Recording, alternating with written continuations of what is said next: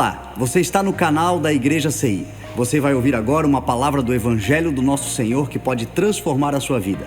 Antes de liberar o vídeo, eu quero pedir para que você se inscreva no nosso canal e compartilhe, para que mais vidas sejam abençoadas. Agora sim o vídeo será liberado. Que Deus te abençoe.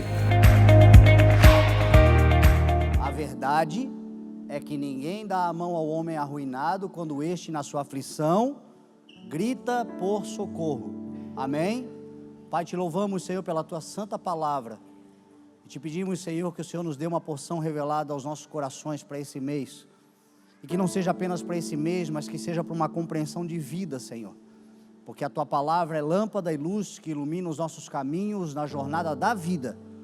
Então, Senhor, que esta palavra sirva, Pai, como um princípio que se estabelece firmemente dentro de nós, para a glória do teu nome, em nome de Jesus. Amém. Graças a Deus. Amém? Eu estou com essa palavra no coração já há uma semana e meia. Não ministrei aqui na sede ainda, e eu creio que essa palavra tem muito a ver com a ceia, porque daqui a pouco nós vamos para o momento de ceia, e eu quero que nós entendamos qual é o princípio elementar que nos justifica e que nos dá credibilidade para participar da ceia. Paulo disse aos Coríntios que certas pessoas adoecem e até morrem, porque participam da ceia de forma indigna. E tem gente que, por causa da religiosidade, acha que a forma indigna é não ter cumprido os dogmas da religião. Cultos de ceia para aqueles que foram muito tempo aprisionados pelos sistemas religiosos, muitas vezes, ao invés de ser um momento de alegria e de celebração, é de angústia, porque ele já está predisposto a ficar sofrendo vergonha, humilhação, porque o culto de ceia em sistemas religiosos é aquele culto de lavação de roupa suja, de exposição da vergonha, de disciplina. Existem ministérios e existem pessoas entre nós que talvez já deixaram de cear porque o pastor disse: você não pode, está de disciplina. Por quê? Cortou a ponta do cabelo, disciplina. Usou calça jeans, a mulher usou calça, disciplina. Jogou bola no final de semana, o pastor passou e viu você jogando bola, disciplina, não vai participar da ceia. É loucura para aqueles que se convertem agora, e graças a Deus num ambiente de liberdade do Espírito, fica pensando: meu Deus, e tem gente que sujeita, tem gente que passou anos sujeitos ao jugo opressor, e usavam esse verso, só que este verso tem a ver com uma outra coisa que eu conto no final, então não se distraia. Agora, essa frase faz muito sentido para quem sabe o que é estar entre escombros. Quem sabe o que é estar arruinado, quem já faliu, quem já foi traído, quem já sofreu vergonhas de tropeços, de quedas, quem já passou por verdadeiras tribulações na vida, aonde tudo que você precisava era de uma mão estendida, provavelmente você diz: faz todo sentido o que Jó disse. A verdade, porque é verdade para aqueles que já passaram, é que ninguém dá a mão a um homem arruinado, quando este, na sua aflição, grita por socorro. Agora, antes de entrar propriamente nesse texto, é importante a gente refletir sobre a história de Jó. Jó pode ser uma arquetipia do próprio Cristo, porque Jó, diz a palavra, era um homem justo, era um homem íntegro, era um homem temente a Deus, era um homem que se desviava do mal, era um homem que ao seu tempo desfrutava de nobreza, era um homem que ao seu tempo poderia ser considerado como um grande rei da sua época do Oriente, porque todos vinham até Jó, se dobravam a ele, queriam ouvir os seus conselhos. Era um homem que tinha muita riqueza, era um homem muito próspero, o mais próspero de toda a terra. E este homem de repente foi esvaziado de si mesmo e de tudo que tinha. Esse homem de repente foi ao fundo do poço, ao lamaçal do sofrimento e da dor. E diz a palavra, o próprio Deus relata que era sem motivo, no sentido de que era injustiça. Ele não merecia o que ele passou. E é por isso que eu digo que pode ser uma arquetipia em relação ao próprio Jesus, porque Jesus Cristo também, Rei, soberano, Senhor, detentor de toda a glória, de toda a honra, de todo o poder, mas esvaziou-se a si mesmo. A diferença entre Jó e Jesus Cristo é óbvia, Jesus é o Filho de Deus, então não se trata de uma comparação, mas se trata de uma semelhança. Não se trata de comparar exatamente. Quem se compara ao Senhor? Ninguém. Mas arquetipia tem a ver com modelo, tem a ver com semelhança. Diferente de Jó, que sofreu sem querer, Jesus voluntariamente se esvaziou. Por isso que ele é maior, por isso que ele é mais nobre. Porque Jó não escolheu, Jesus escolheu. Jó não pediu para sofrer, Jesus se colocou à disposição de sofrer por nós. Então Jesus é maior. Só que quando eu digo que não tem a ver com uma equivalência, mas com uma semelhança, é porque nós também somos desafiados por Deus a nos tornar semelhantes a Jesus, apesar de incomparáveis. Apesar de nós não conseguirmos nos igualar a Ele, a ideia de Deus é: sejam santos porque eu sou santo, se separem porque eu me separei, se esvaziem porque eu me esvaziei, se afastem de toda forma de mal porque eu me afastei, sejam semelhantes. A ideia original do Senhor quando criou a humanidade qual foi? Façamos o homem a nossa imagem, conforme a nossa semelhança. Um arquétipo, um modelo, alguém que você olha e diz assim: se parece, não é, mas se parece. O próprio nome cristão tem a ver com isso. Quantos cristãos nós temos aqui? Que dizem, eu sou de Cristo. Quem é de Cristo é cristão. A melhor definição para a palavra cristão é pequeno Cristo, ou seja, a ideia de Deus é que as pessoas olhem para nós e vejam Cristo em nós. Paulo disse, já não vivo mais eu, mas Cristo vive em mim. Porque eu sou igual a Cristo, porque eu sou capaz de fazer as coisas que Jesus fez, porque eu sou equivalente a Ele? Óbvio que não. Nós estamos num processo de santificação e de transformação diária que vai terminar somente no corpo glorificado. Até lá, a ideia não é equivalência, a ideia é semelhança. Pelo menos se torne parecido.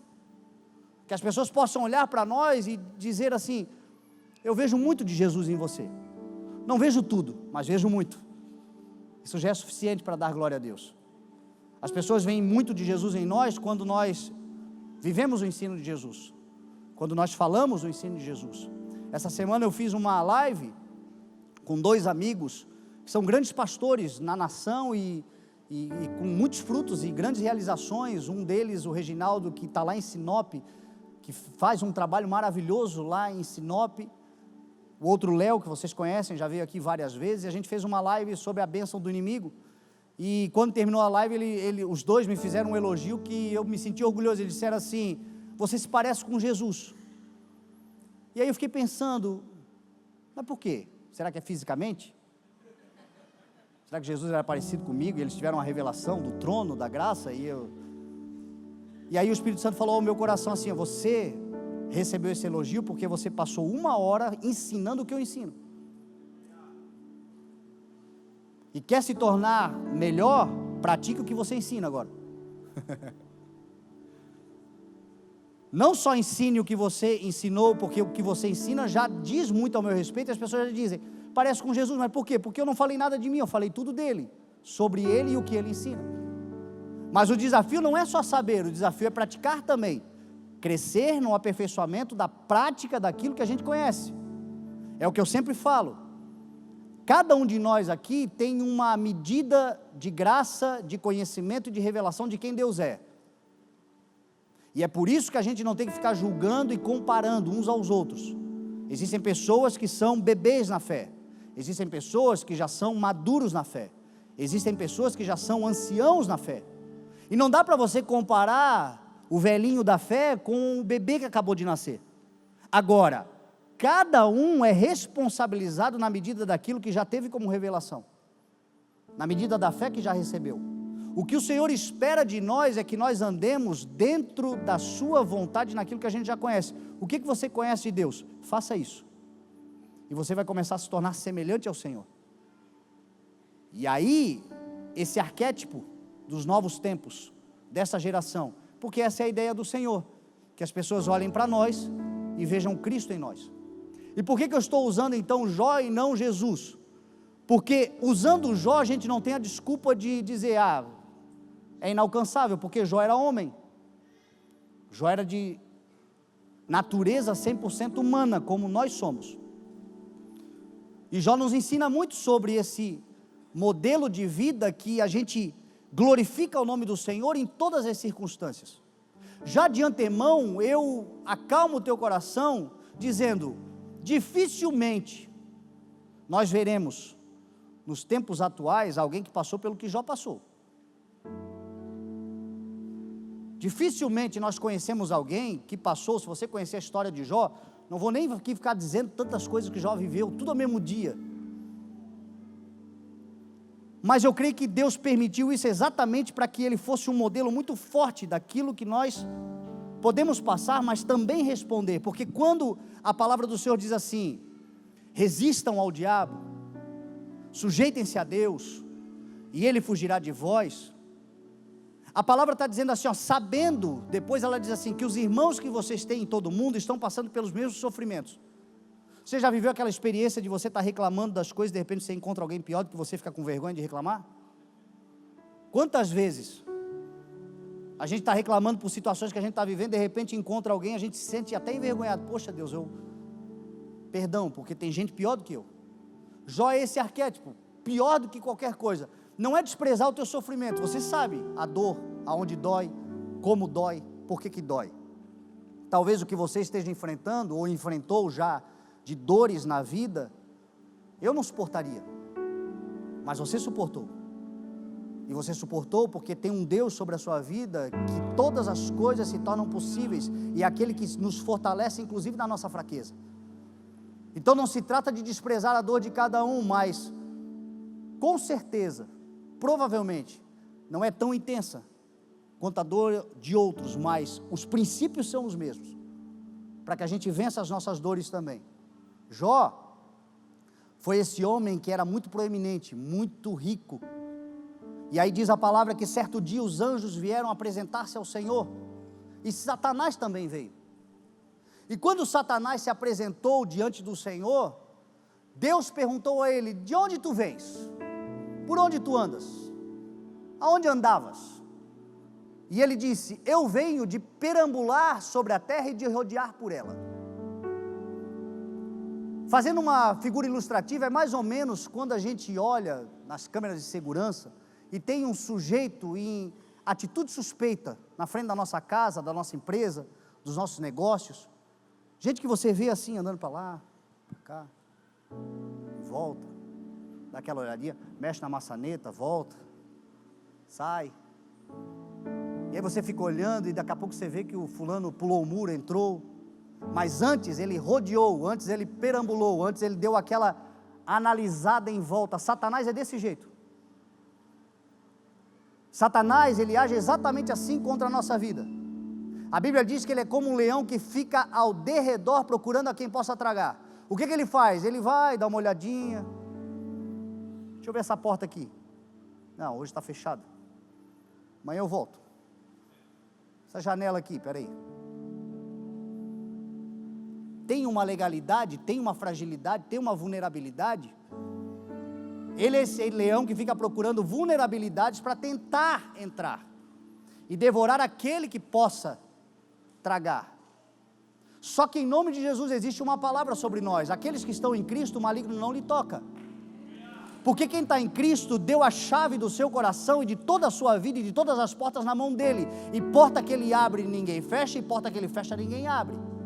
E sobre esses existe uma profecia e uma promessa. Se o inimigo anda ao derredor, os anjos do Senhor estão ao redor daqueles que o temem. Antes dele tem os anjos do Senhor, e o bom pastor que é Jesus Cristo está no meio do seu rebanho, como pastor que cuida das suas ovelhas. Esta é uma promessa, mas ele fica ao derredor como um ladrão, procurando a quem possa devorar. Cuidado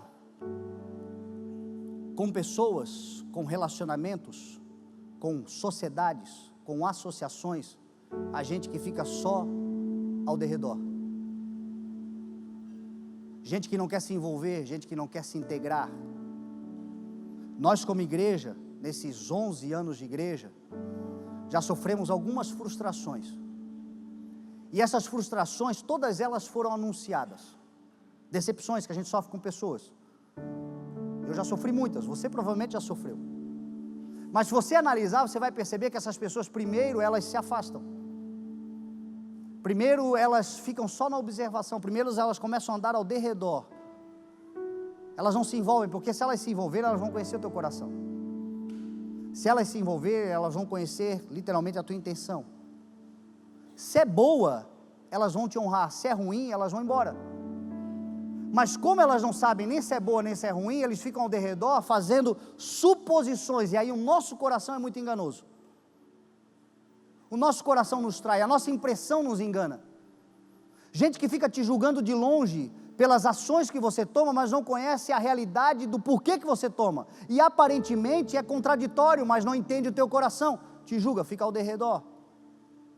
Essas pessoas que andam ao derredor, que não se envolvem, que não se relacionam, que não querem intimidade, são aquelas que podem ser um instrumento de destruição, porque ao mesmo passo que elas estão ao derredor, elas têm uma certa acessibilidade, elas vêm, colocam a mão na porta, entram, não entram, mas sempre muito superficial. E a palavra do Senhor para nós é que como igreja nós devemos andar em unidade. Unidade tem a ver com um coração, um espírito, uma intenção, uma vontade, um único corpo. Então cuidado com esse espírito. E quando eu falo isso, eu falo que nem todo mundo está mal intencionado. Talvez o que te faz andar meio ao derredor, como igreja do Senhor, você deveria estar dentro, mas você está ao derredor, e aí você está vulnerável, porque a segurança do rebanho está dentro, e não ao derredor, procurando a quem possa devorar. Se aqueles que estão em Cristo não podem ser tocados, e em volta deles estão os anjos do Senhor, e Jesus está no meio, quem que ele devora então? Ele devora muitas vezes aqueles que andam às margens também, porque não se envolvem, não querem se envolver, e muitas vezes isso tem a ver com ferimentos. Você foi ferido, você foi traída, você foi enganada, você já sofreu decepção dentro de igreja, dentro de ministério, com pessoas. Agora, os maus não anulam os de bem, e os maus, apesar de serem muitas vezes pessoas que nos afetam, eles não são a maioria. É um joio, é uma seta inflamada. O lugar de segurança para nós está no meio do rebanho, então não ande ao derredor. Não faça a sociedade, associação com pessoas que não se tornam um com você. O casamento, por exemplo, o que é? Deixará o homem, seu pai e a sua mãe, e se unirá a sua mulher, e eles serão uma só carne. Tem matrimônios aqui que é você e eu, e a gente se une de vez em quando para algumas coisas que nos favorecem aqui, mas não é totalidade. Vulnerabilidade, são os casamentos mais vulneráveis à ação de Satanás, casais que não se tornam um. A igreja e Cristo é comparado ao homem e à mulher. Quem são os mais vulneráveis dentro da igreja?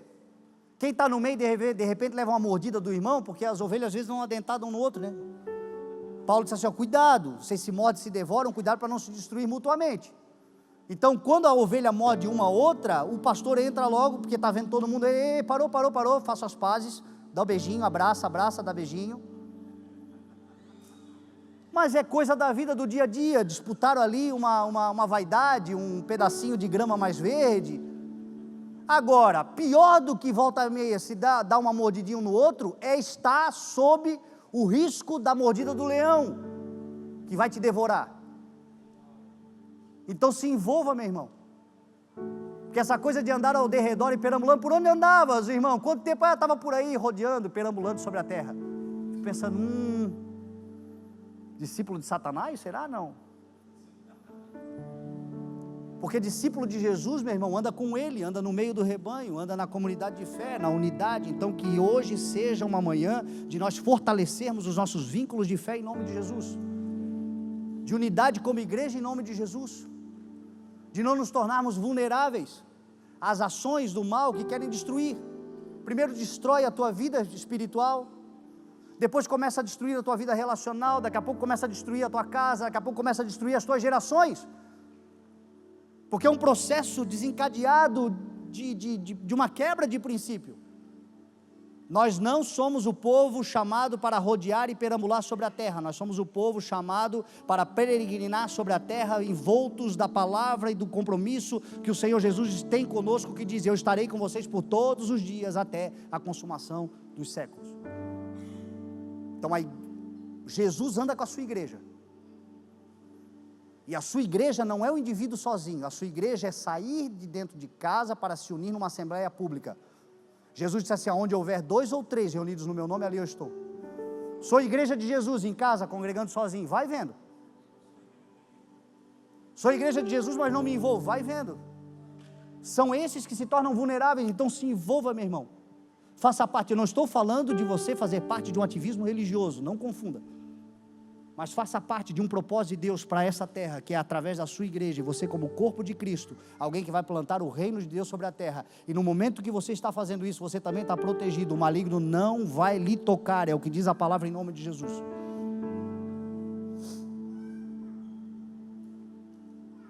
Aí diz a palavra que Deus olhou para Jó, para Satanás, e disse assim: reparaste no meu servo Jó? Não existe ninguém na terra como ele, homem irrepreensível, íntegro, que teme a Deus e que se desvia do mal. E aí Satanás disse assim para Deus: mas também botaste uma cerca em volta dele, ninguém toca, ninguém encosta, ninguém faz, ninguém pode. E aí diz a palavra que Deus permite que Jó seja aprovado. Deus permite que Jó seja aprovado, e aqui eu fortaleço essa mensagem dizendo que a permissão de Deus não tem a ver com o teste ao nosso coração em relação a Ele saber quem nós somos. Por que nós somos provados? Por que nós passamos por provações? Irmão, como é que você está? Estou na prova, irmão. Por que da prova? Para Deus saber quem nós somos, Deus é onisciente, Deus já sabe o nosso deitar, o nosso acordar, Deus sabe quem nós somos. Por que nós passamos pela prova então? Número 1, para o inimigo saber quem você é. Número 2, para você saber quem você é. Tem coisas que você não vai saber sobre você até que você passe por uma prova. Tem coisas que você só vai conseguir entender sobre quem você é até que você atravesse algo. Eu já vivi tempos na minha vida que a suposição de determinada situação, eu dizia: se isso acontecer comigo, você não faz ideia. Se acontecer, que não aconteça, mas se acontecer, vai ser assim, assado, assado, até que aconteceu. Descobri outras coisas, aprendi outras coisas, me descobrir outra pessoa, porque até que a gente passe, a gente não se conhece. Até que a gente passe, nós não somos conscientes de todas as coisas. Até que a gente passe, nós não somos aperfeiçoados. Então não é Deus fazendo. Por que eu estou passando pela prova? Porque Deus quer saber quem eu sou, Deus já sabe. Então por que Ele permite? Porque Ele já sabe que você vai vencer em nome de Jesus. Deus não dá uma prova maior do que você pode suportar, uma tentação maior do que você pode suportar. Ninguém quer, o ser humano quer conforto, óbvio. Mas a verdade é que a gente cresce no confronto. É óbvio que ninguém vai fazer um planejamento particular e dizer assim: eu preciso arrumar um problema agora, preciso arrumar. Não, isso é saúde mental, é lógico. Só que a verdade é que nas situações de conforto nós não avançamos, e o Senhor quer que cresçamos. E o ser humano cresce no confronto, e é por isso que Deus permite as determinadas provas. Mas em nome de Jesus, se você está na prova, é por isso que a Bíblia diz: considerem motivo de alegria o fato de vocês passarem por diversas provações. Por quê? Porque eu sou doido, porque eu sou alguém que gosta de sofrer? Não, é porque a prova da vossa fé produzirá paciência, caráter aprovado, e o caráter aprovado não nos decepcionará, não nos envergonhará.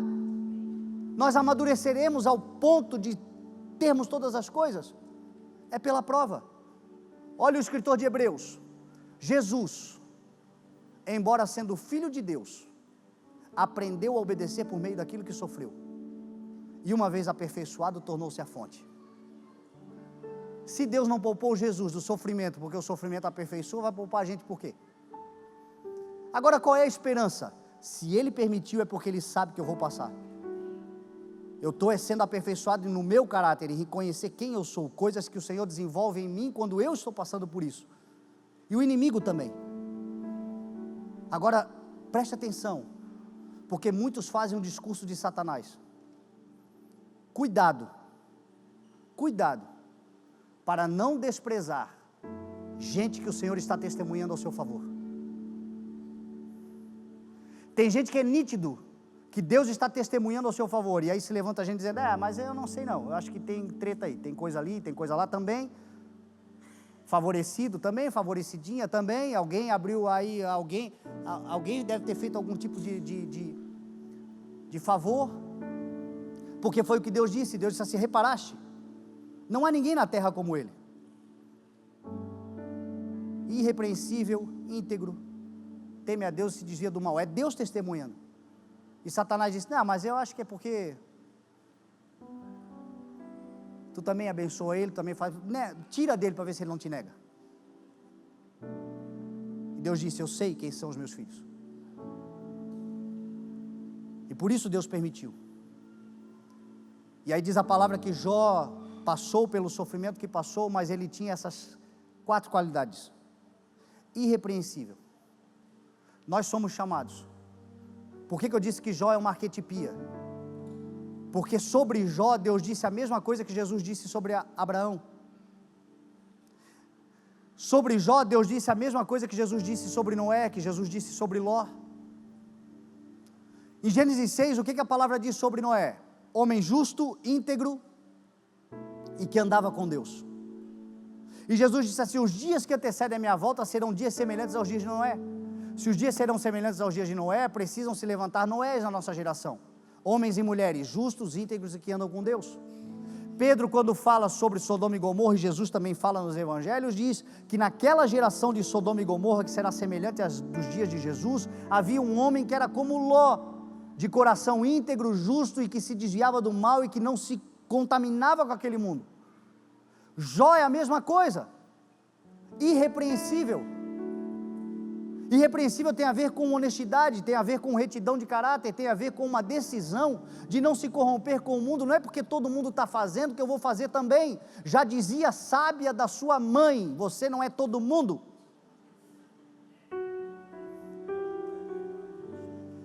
Mãe, eu vou lá porque todo mundo vai, você não é todo mundo. Mãe, eu vou usar porque está todo mundo usando, você não é todo mundo. Vou beber porque está todo mundo bebendo, você é todo mundo? Vou fumar porque está todo mundo fumando, você é todo mundo? Você não é todo mundo.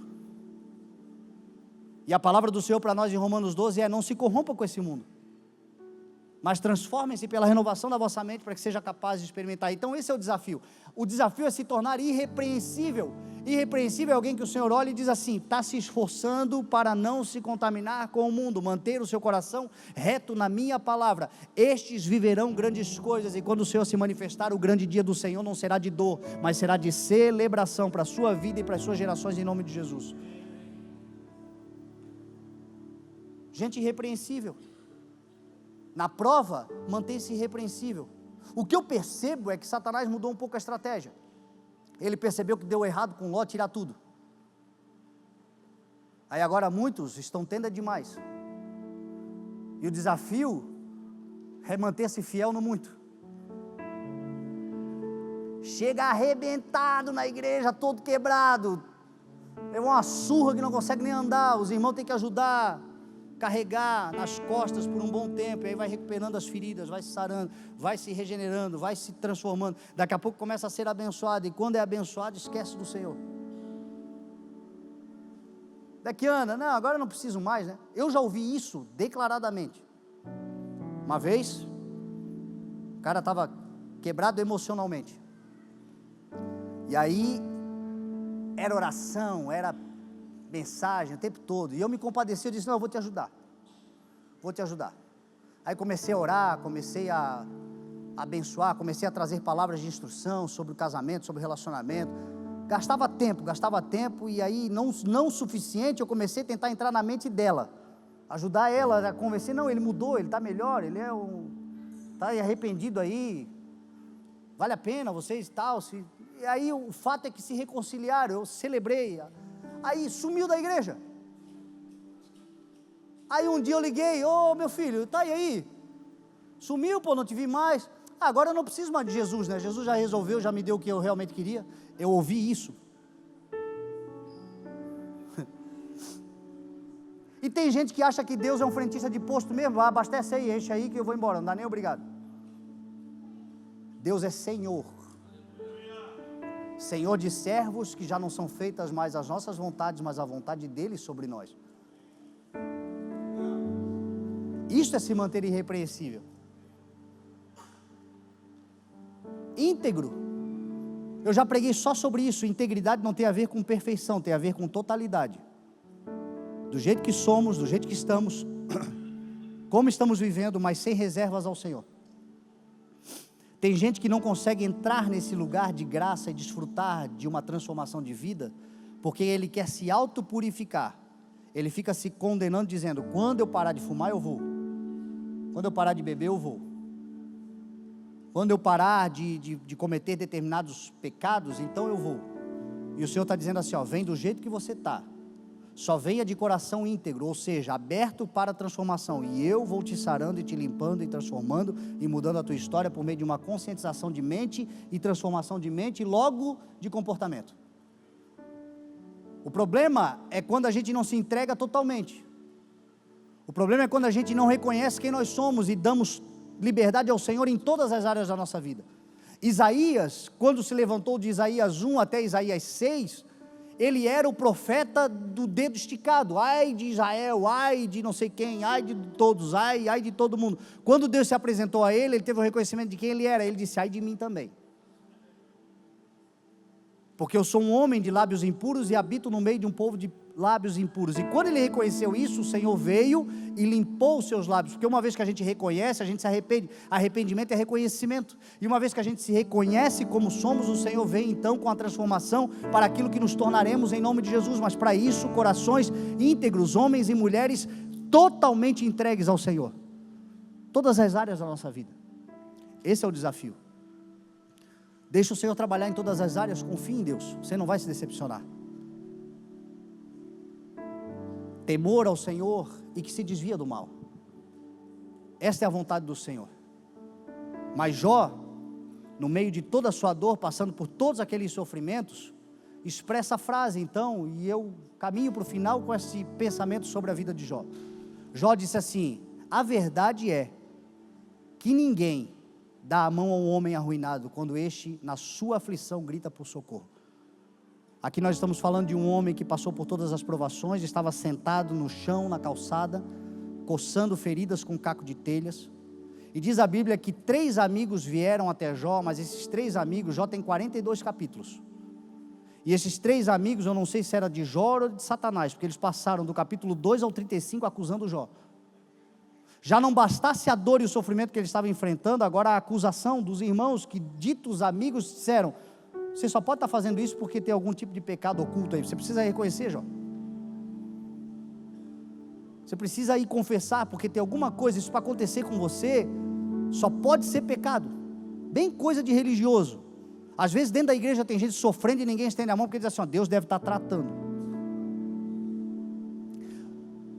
Deus pode até estar provando, a pessoa está se conhecendo, a pessoa está se aperfeiçoando, a pessoa pode estar vivendo situações que Deus obviamente permitiu ela vivê-la, mas nós como igreja temos uma obrigação, estender a mão sempre, aliviar a dor sempre, não ficar procurando o pecado, mas sermos uma mão estendida. Os amigos pararam do lado de Jó e atormentaram tanto a vida dele, que ele fez essa expressão, a verdade é que ninguém dá a mão, nem vocês.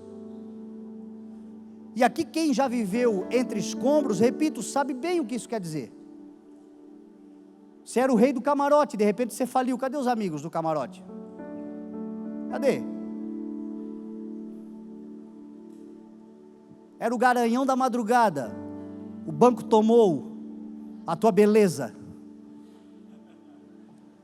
cadê? As interesseiras, passou a vida lutando do lado de uma guerreira, quando enriqueceu trocou por uma interesseira, parabéns para você.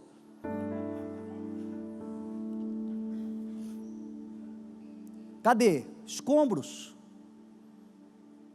Religiosos muitas vezes. Como eu disse para você, diante da ruína de alguém, atravessa a rua, dizendo, não, deixa Deus tratar, não tem nada a ver com isso. E aí você se levanta com essa expressão de uma alma clamando, dizendo, Senhor, a verdade é que ninguém dá a mão. Salomão, em Provérbios 19, verso 4, expressou isso também, dizendo,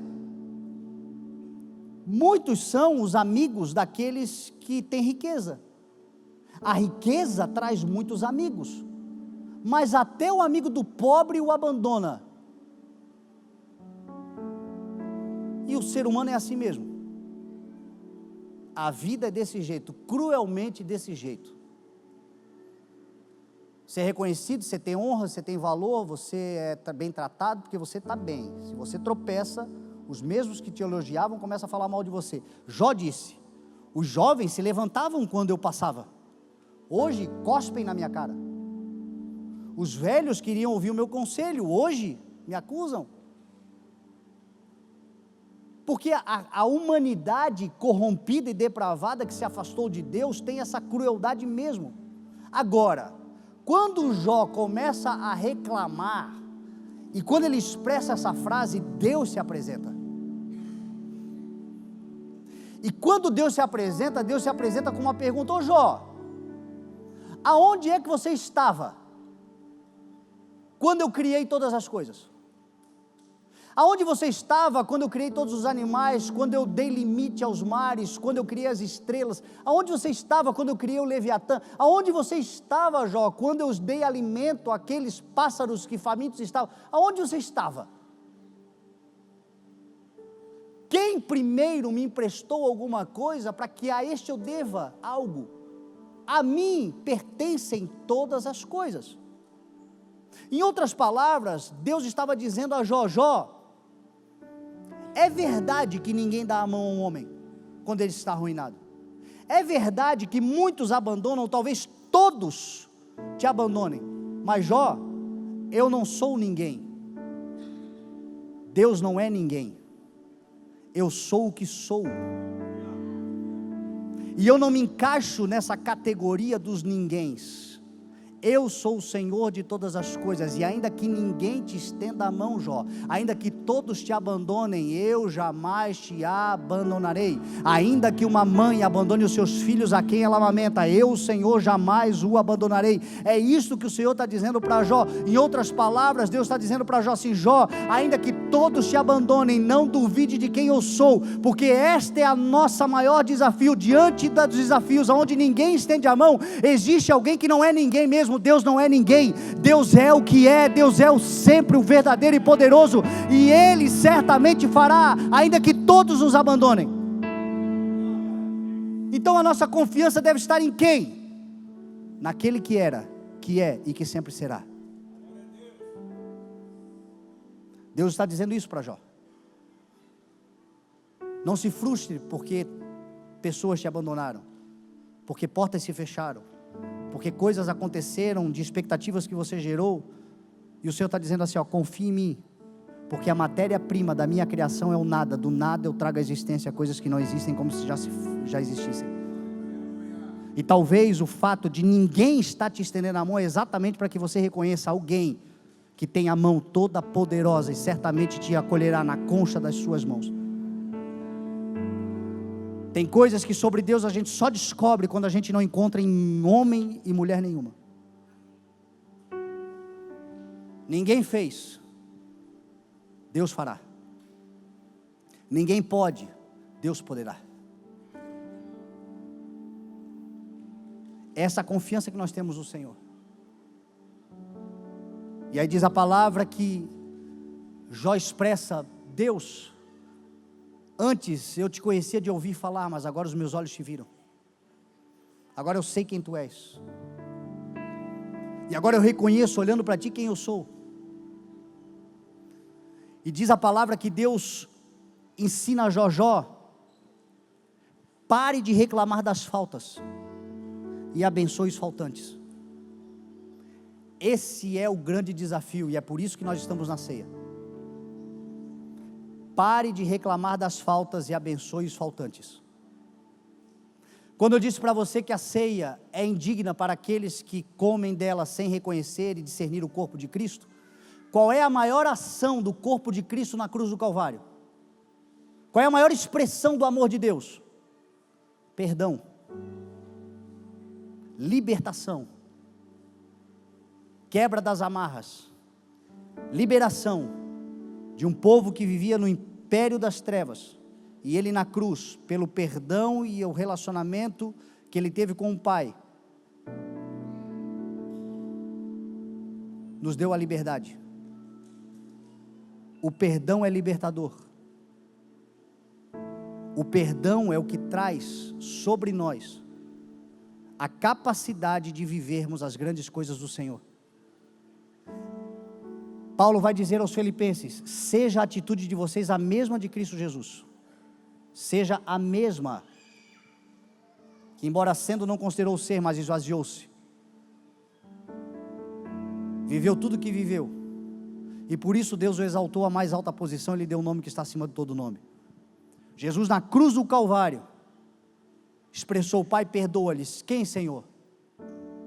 Aqueles que cospem, aqueles que afligem, aqueles que são algozes, aqueles que são culpados, aqueles que deliberadamente fizeram contra.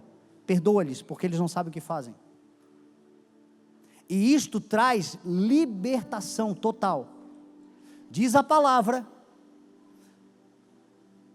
que Jó orou pelos seus amigos. Quem? Aqueles 3 miseráveis que ficaram 35 capítulos enchendo a paciência de Jó. Já ouviram aquela expressão, paciência como Jó? Diz a palavra que quando Jó orou pelos seus amigos, Deus lhe devolveu toda a honra, poder e prosperidade que ele teve, e mais, deu em dobro, além de tudo aquilo que ele teve. Quando ele orou pelos seus amigos, quando ele entendeu esse princípio, Deus fala com Jó, e agora vai falar com os amigos, vai dizer o seguinte: vão lá e peçam oração para ele, porque o que vocês fizeram merece a morte. Mas ele vai orar por vocês, e eu vou livrar vocês do mal, e vocês serão abençoados também, por causa da oração. Quando Davi disse: Pai, prepara para mim uma mesa na presença dos meus inimigos. Lembra que Davi disse isso no Salmo 23? A pergunta é: se os teus inimigos sentarem na mesa com você hoje, você vai dar comida ou vai encher a boca na frente deles e deixar eles com fome? Se Deus preparasse uma mesa hoje para os nossos inimigos, qual seria a nossa reação? Agora vejam, me viram passar na prova, não me ajudaram, né? Olha que coxa maravilhosa que eu vou comer. Morram com água na boca, seus miseráveis. Não, mesa é lugar de compartilhar. Mesa é lugar de relacionar-se. Mesa é lugar de alguém que foi tratado o suficiente para dizer assim: ó, você já fez todo o mal que me fez, mas toma aqui um prato de comida. Dê comida, como disse o Senhor, dê pão ao teu adversário, ao teu inimigo. Por isso que Jesus disse: se o teu inimigo tiver fome, dele de comer, se tiver sede, dele de beber. Mas não com um coração de raivoso e de vingança, mas com um coração puro, liberto, de alguém que entendeu, disse: quer saber de uma coisa? Eu perdoo. Deus falou com Jó, e foi lá e falou com os amigos, e agora vieram os amigos e pediram oração para Jó, e a verdade é que se Deus não tivesse tratado primeiro com Jó, a oração dele talvez tivesse ser: Senhor, eles fizeram o que fizeram, agora mate-os. Não, ele orou dizendo: Senhor, abençoa, Senhor, libera, Senhor, deixa para lá. E o Senhor assim fez, e o fato é que Jó desfrutou de bênçãos extraordinariamente maiores do que um dia ele viveu. Eu quero te desafiar a nesta manhã nós orarmos nesse sentido. Nós vamos fazer a ceia do Senhor agora. E se você tem alguém para liberar, libere. Se você tem alguém que você insiste, porque a razão é sua, a verdade está com você, a justiça certamente está com você. Eu encerro consolidando com um testemunho particular, que eu já contei outras vezes na igreja. Eu passei 2 anos carregando no coração uma amargura de uma injustiça, de uma privação, de uma perseguição e de tantas coisas justas que me foram tiradas. E a minha indignação é: Senhor, como é que pode? E a verdade é que eu fui adoecendo, fui me amargurando, fui sofrendo, fui parar em hospital, de um médico fazer exames e dizer assim: ó, você não tem nada no coração, mas você vai morrer porque o teu negócio é emocional, ou você trata isso, ou o teu coração vai parar mesmo. E aí no dia 31 de dezembro de 2012, eu estava dentro de um quarto, na virada do ano, lá na casa de praia do Fabiano e da Fê, todo mundo na praia, brincando, e eu não conseguia sair do quarto, eu fiquei só dentro do quarto, angustiado, já não aguentava mais sofrer, e eu entendia que eu tinha que perdoar, sabe? Deus dizia: você tem que perdoar, mas eu não entendi o que era o perdão. E aí eu achava: não, tá bom, eu perdoo. Só que aí eu achava que estava bem. Quando eu via a situação e todo mundo vinha aquela ódio de novo, aquela ira de novo, e eu dizia: Senhor, eu não sei o que é perdoar, porque eu acho que eu perdoei, mas eu não tô bom, eu não aguento mais isso. E aí nitidamente eu ouvi a voz do Espírito dizendo assim: ó, Fernando, perdoar é perder. Como assim, Senhor? Tu já perdeu a tua herança? Perde a tua razão agora também. Tu já perdeu tantas coisas, reconhece que foi, aceita a derrota, perca, porque o que eu tenho para fazer na sua vida não depende do que te levaram, depende do que você crê, de quem eu sou. Ainda que ninguém te estenda a mão, eu não sou ninguém, eu sou o que sou. Naquele dia eu entendi isso, no dia 28 de janeiro, nós começamos esse ministério, e o Senhor do nada começou a fazer todas as coisas. Por 2 anos e meio eu carregava a palavra, mas o Senhor não liberava, porque o meu coração não estava apto. Como é que o Senhor vai entregar algo a um coração que não está apto? Um coração ferido fere, um coração amargurado amargura, um coração que não perdoa, que não perdoou, não vai perdoar. E o Senhor está dizendo: libera, porque na hora que você entender isto, eu sou capaz de fazer infinitamente mais do que tudo que você já viveu na vida, mais poderoso do que tudo que você já viveu. Agora você precisa entender: participar da ceia com dignidade é isso, é reconhecer que Jesus Cristo nos perdoou de todos os nossos pecados, perdeu por nós, mas o Senhor lhe deu infinitamente mais. Deus lhe exaltou a mais alta posição e lhe deu um nome que está acima de todo nome. Como igreja, o arquétipo de Jesus sobre a terra é esse. Muita gente sabe que a razão era sua, muita gente sabe que a justiça estava do teu lado, muita gente sabe disso, mas você simplesmente disse assim: ó, quer saber de uma coisa? Ainda que ninguém faça, eu não dependo de ninguém, eu dependo daquele que é. E essa certeza de fé, meu irmão, vai fazer com que o Senhor comece a promover grandes e poderosas coisas sobre a sua vida, em nome de Jesus. Então eu quero te convidar a ficar de pé, e nós vamos cear agora.